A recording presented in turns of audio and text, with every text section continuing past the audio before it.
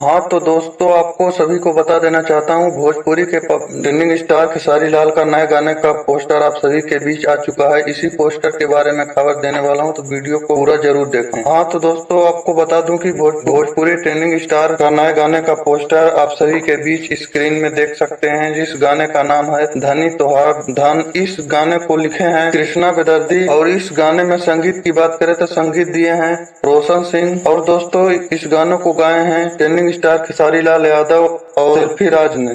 और इस वीडियो में नजर आने वाले हैं ट्रेंडिंग स्टार खेसारी लाल और सपना चौहान। भोजपुरी ट्रेंडिंग स्टार खेसारी लाल का ये वीडियो गाना बहुत ही शानदार होने वाला है, भोजपुरी दर्शकों को बहुत पसंद आने वाला है। आपको बता दूं कि खबर मिली है कि भोजपुरी ट्रेंडिंग स्टार खेसारी लाल का गाना लगन स्पेशल सॉन्ग होने वाला है। अब दोस्तों, बात कर लेते हैं भोजपुरी खेसारी लाल यादव का गाना रिलीज होने वाला है कल 6:30 पे खेसारी म्यूजिक वर्ल्ड के यूट्यूब चैनल पे इस गाने को रिलीज किया जाएगा।